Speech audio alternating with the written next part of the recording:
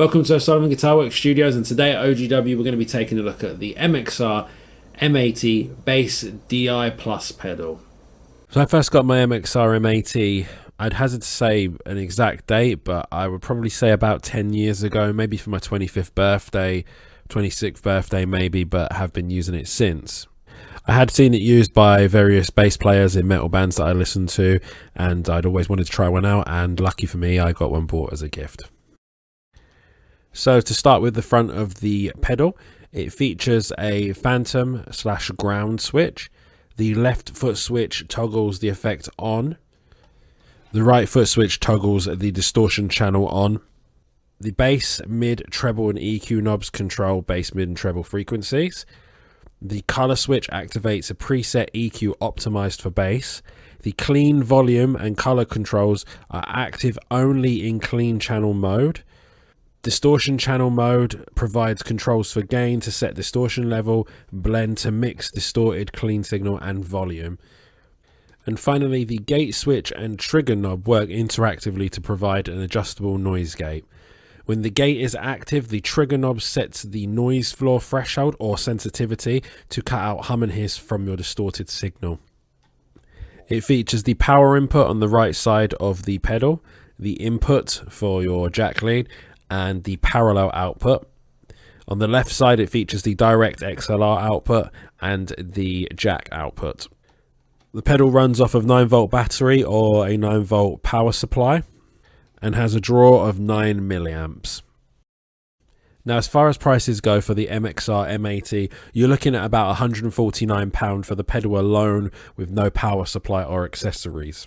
And as far as competitors go, there is quite a wide field of competitors available when looking at something like a bass DI. One of them is the Harley Benton custom line bass DI expander, and those are available for around £74 to £80. And the next step up in price would be something like the Electro Harmonix Battalion bass preamp and DI pedal, which comes in around £130. Then you have the Ampeg SCR DI bass DI pedal.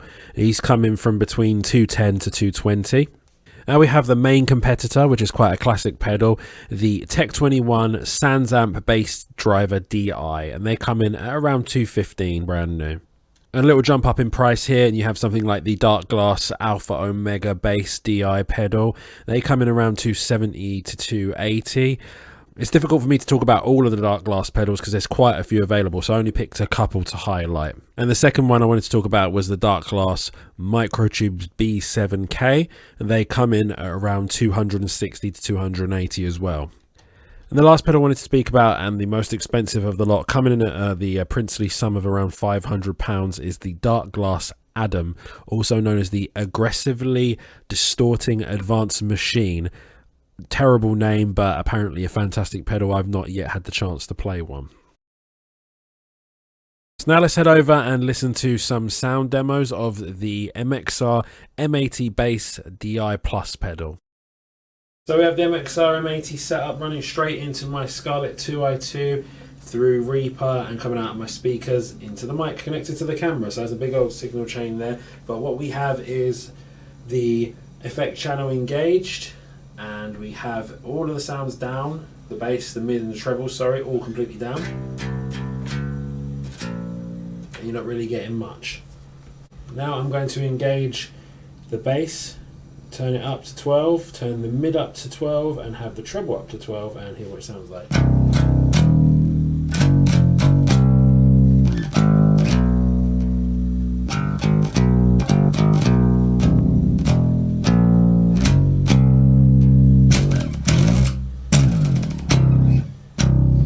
Simple sound, it's not particularly earth-shattering, but what I really like about this pedal, and I really enjoy, is that it has a kind of like flexibility around the bass. The bass really gives it a lot of body. Now if I turn the bass up a little bit more and kind of had the mids around the same there, we'll get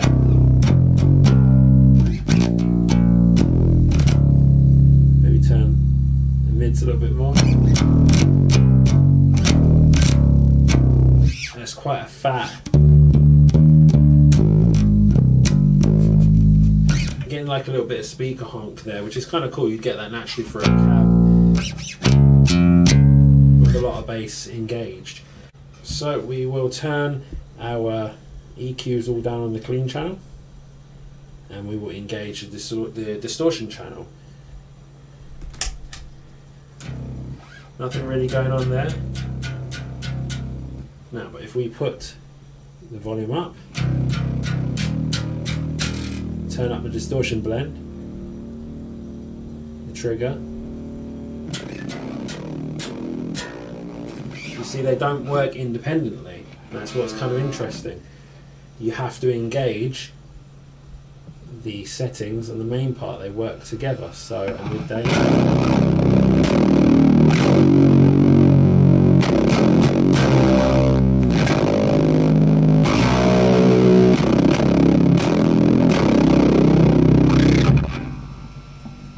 There is quite a big driven sound, and obviously we can mess with the gain, bring that down, roll that right back.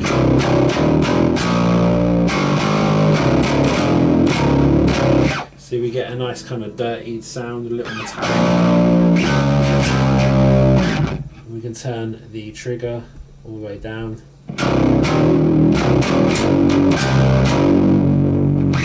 Distortion blend is another cool little feature where we can mix the clean and distortion channel.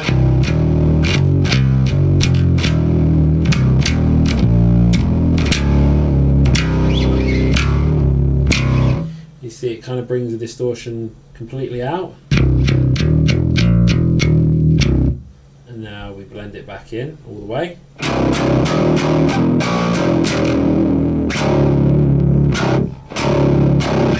So you can kind of see what it's doing there. The two of them have like a relationship together, the channels. Now, if you want to match the volumes of the distortion and the clean channel and then sort of work there to find a nice blend, that's a really cool feature. It even has a really cool touch. Let me whack the distortion and the volume up. And that is the gate.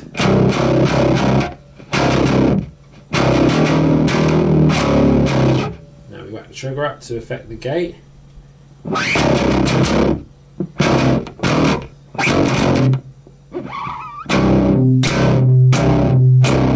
See, that's very effective. We run that back a little bit.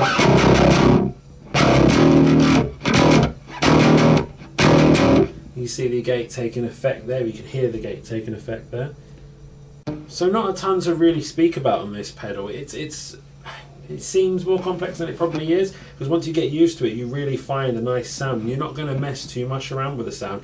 I found myself rarely ever switching to the distortion channel just because I found a really nice sound with the clean, pairing it up with whatever amp I was using at practice. I would use an Ampeg. At home I would use my PV, and if we were gigging I would use a PV too. So I had a nice relationship between the pedal and whatever head or amp I was using, so I didn't really need that second channel. But this pedal has a secret, not so secret weapon. I say secret weapon because if you didn't know about it, you'd be surprised as to what it does, but everyone kind of does know about it when you look at this pedal. So that next we'll touch on is the little color button right here. Now, not only does this pedal have a smart gate built into it for your distortion channel, but like I said, it has that little secret switch which is called the color switch we just mentioned. It is described by MXR as a color switch that activates a preset EQ optimized just for bass. Not much more explanation available online for that you really need to know, other than it will sweeten up your sound. I like to think of it as a sweetener of sound. So what I get here is I've just programmed in a kind of aggressive sound, just quite aggressive kind of bass sound, and I am going to play it without the color switch, which is here.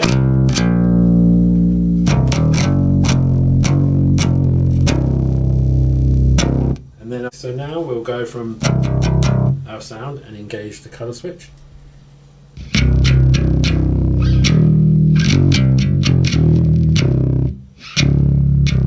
So it's a lot more aggressive, there's a lot more punch in the bottom, and actually kind of highlights a bit more of the mids too.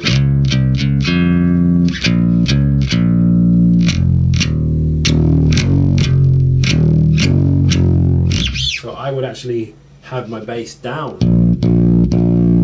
on something like this. because it actually makes up a lot for what you would lack having your bass sort of low in without the colour switch. So let's do it now. I've turned the bass down a little bit. This is the colour switch engaged with the bass turned down. Now we'll turn it off. You can really hear that's a lot thinner. I must have been using a pick this whole time in the video, but now I'll use my fingers on some of the higher strings that resonates a little bit more.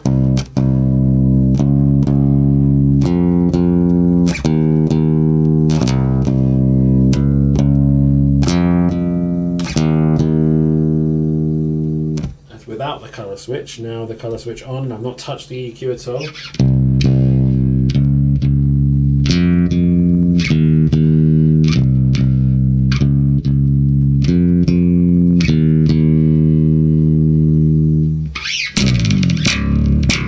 That's a massive difference just from that colour switch alone.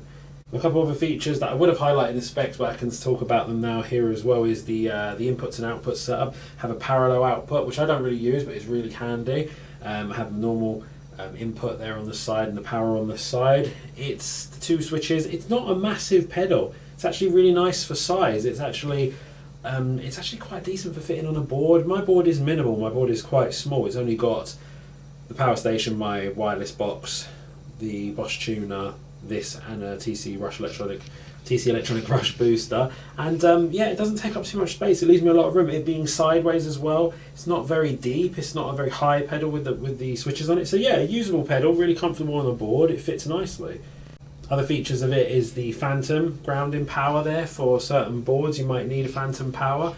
Don't really use it, but it's handy. And then you've got a direct XLR output to go into certain desks and things like that. I have used this recently in a practice space where we didn't have any bass amps, and I had to DI this, and it was absolutely fantastic. Just ran straight into the desk. It was really helpful. And again, I used the sort of customizable settings with that color switch to clean up my sound, to get a bit more presence in the mix with two guitarists with amps, a vocalist going through PA, me going through PA, and a live drum kit on stage. It really helped to kind of beef up my sound, and I could modify it as I went through each song I was playing and kind of clean it up a little bit.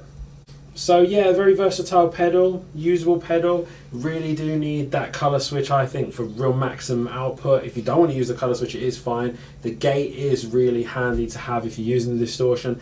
I can't say I love the distortions, profile of the distortion. Can't say it's my favourite bass distortion I've ever used, but it is really nice for blending more so than just focusing on the distortion. Overall, fantastic pedal, big fan. Would recommend it to most bass players if they want something. I would say it's more suited for very, very aggressive styles and cutting through a very distorted guitar mix. It is really good live. I can speak from experience. So that was the M80 bass DI pedal from MXR. A fantastic pedal, as you can tell. I really like it. It has some really interesting features on it. Those two individual channels of the clean and the distortion give you quite a range and selection of sounds. In conjunction with my PV that I use, it's fantastic live. It gives it such a big, bold, in-your-face presence. As we spoke about in the competitors section of the specs, you have things like the Sans amp, which also is a fantastic box sort of pedal that does the same thing as the bass DI essentially, and has a few different sounds with it. I know a lot of people swear by the Sans amp over the M80. I personally like the M80 a lot. It's a solid piece of kit. It weighs a ton. You can put a window through with it in an emergency when you need some sort of brick substitute. It's a really well built, solid piece of kit. I've never had, in all the years I've had it, a problem with a single switch or a knob on it or an input. It is excellent. So if you like the video, please drop us a like, drop us a comment, and let us know about your experience with the MXR M80 pedal. Please subscribe to the channel and tell your friends, and turn on the notification bell. And keep your eyes out for more videos to come from OGW Studios. Take it easy. Take care.